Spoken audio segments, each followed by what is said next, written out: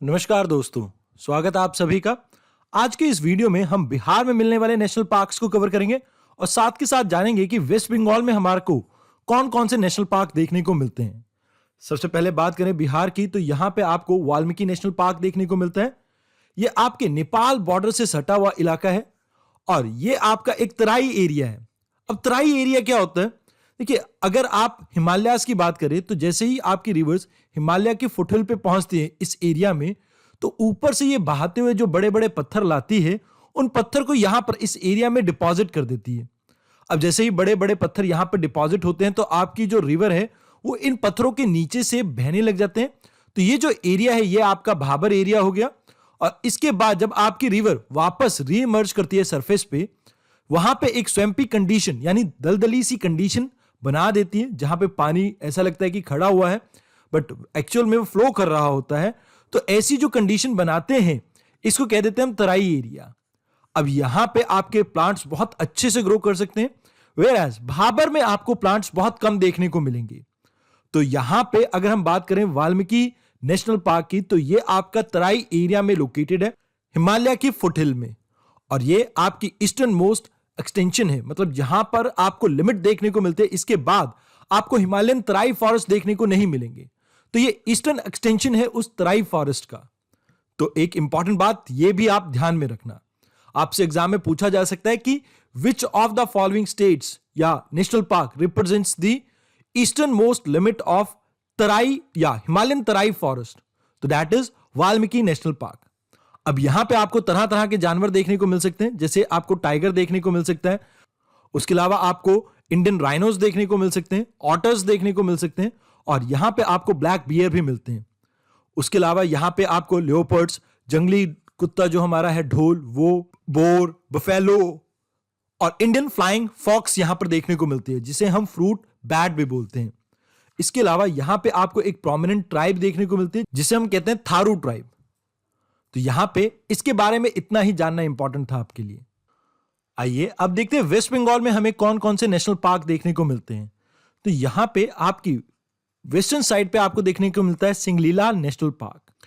अब इससे थोड़ा सा आप ईस्ट की तरफ जाएंगे तो यहां पे आपको मिलता है न्योरा वैली नेशनल पार्क। अब इससे फर्दर आप ईस्ट की तरफ जाएंगे तो यहां पे आपको गोरुमारा नेशनल पार्क मिलता है। इससे फर्दर आप ईस्ट की तरफ मूव करेंगे, यहां पे आपको देखने को मिलता है जलदापारा नेशनल पार्क। इससे फर्दर आप ईस्ट की तरफ जाएंगे तो यहां पे आपका बॉक्सा नेशनल पार्क है। अब इन सभी नेशनल पार्क से अगर आप साउथ की तरफ जाते हैं, यहां पर 24 परगना डिस्ट्रिक्ट की तरफ, तो यहां पे आपको देखने को मिलता है सुंदरबन नेशनल पार्क, जो कि एक बायोस्फीयर रिजर्व भी है। तो इसको थोड़ा ध्यान में रखना क्योंकि ये एक रामसर वेटलैंड साइट भी है। आइए अब एक एक करके बात करते हैं सभी नेशनल पार्क के बारे में। सबसे पहले सिंगलीला नेशनल पार्क के बारे में बात करते हैं। अब ये जो आपका नेशनल पार्क है ये आपके नेपाल बॉर्डर से सटा हुआ है। अब यहां पे जो एरिया है ये दार्जिलिंग एरिया है, तो यहां पे आपको टेम्परेट टाइप ऑफ वेजिटेशन देखने को मिलती है या आपको अल्पाइन टाइप ऑफ वेजिटेशन देखने को मिलती है। अब यहां पे आपको याद रखना है कि जैसे जैसे आप माउंटेन पे ऊपर चढ़ते जाएंगे आपको टेम्परेट या अल्पाइन टाइप ऑफ वेजिटेशन मिलती है, क्योंकि आपका एल्टीट्यूड मिमिक्स लैटिट्यूड है। तो जैसे जैसे आप लैटिट्यूड में ऊपर जाते हैं या एल्टीट्यूड में, सेम टाइप ऑफ वेजिटेशन आपको देखने को मिलती है। देखिए, इस नेशनल पार्क में आपको बहुत इंपॉर्टेंट स्पीशीज देखने को मिलती है, जैसे आपको रेड पांडा यहां पे देखने को मिलते हैं, चाइनीज पोंगोलिन इस एरिया में देखने को मिलती है, क्लाउडेड लियोपर्ड्स यहां पे देखने को मिलते हैं, ब्लैक पैंथर्स यहां पे देखने को मिलते हैं। ये तो इंपॉर्टेंट स्पीशीज हो गई। उसके अलावा कॉमन स्पीशीज जैसे लियोपर्ड्स, पेंगोलिन जो इंडियन पेंगोलिन से, चिंकारा, एलिफेंट और बार्किंग डियर्स यहां पे देखने को मिलते हैं। आइए अब बात करते हैं अपने दूसरे नेशनल पार्क की, जो है हमारा न्योरा नेशनल पार्क। अब न्योरा वैली या न्योरा नेशनल पार्क, इसका नाम न्योरा इसलिए पड़ा था क्योंकि यहां से आपकी न्योरा रिवर फ्लो कर रही है। उसके अलावा यहां पे इसके नॉर्थ में आपको देखने को मिलता है भूटान, तो उसके टच के कारण थोड़ा पहाड़ी इलाका है, तो यहां पे भी आपको टेम्परेट टाइप ऑफ वेजिटेशन मिल सकती है। उसके अलावा क्योंकि यहां पे थोड़ी बहुत बारिश ठीक ठाक होती है, तो यहां पे आपको ट्रॉपिकल फॉरेस्ट भी देखने को मिल सकते हैं। इसके अलावा यहां पे इंपॉर्टेंट एनिमल्स जो आपको देखने को मिलते हैं वो हैं जैसे red panda, Himalayan tahr, black bear, sambar, barking deer, goral and tiger. आइए अब बात करते हैं अगले नेशनल पार्क की। अब इससे थोड़ा आप ईस्ट की तरफ जाएंगे इस तरफ, तो यहां पे आपको देखने को मिल रहा है गोरुमारा नेशनल पार्क। अब यहां पे एक इंपॉर्टेंट चीज जो आपको समझनी वो ये है, ये जो आपका फॉरेस्ट है ये तराई एरिया में लोकेटेड है। तराई एरिया में आपको वेजिटेशन बहुत ज्यादा देखने को मिलती है, थोड़ी स्वैम्पी कंडीशन हो सकती है। तो यहां पे आपको याद रखना है कि ये जो गोरुमारा नेशनल पार्क है ये आपका तराई एरिया में लोकेटेड है। इसके अलावा यहां पर आपकी 3 इंपॉर्टेंट रिवर फ्लो करती है, एक तो जलढाका, दूसरी मूर्थी और तीसरी है रायडाक। यहां पे आपको बहुत सी कॉमन स्पीशीज देखने को मिलती है जैसे एलिफेंट, सांबर, स्लॉथ बियर, गौर और इंडियन राइनोसोर्स एक बहुत इंपॉर्टेंट स्पीशीज है जो यहां पे देखने को मिलती है। अब क्योंकि यहां पे आपकी जो रेनफॉल है वो इतनी ज्यादा तो नहीं है, बट फिर भी 100 सेंटीमीटर से ज्यादा है, तो इस वजह से यहां पे आपको मॉइस्ट डेसिडुअस ट्री देखने को मिलते हैं। खासकर यहां पे आपको साल, टीक, सिमूल, सीसिर, सिरिस और खैर जैसे ट्रीज देखने को मिलते हैं।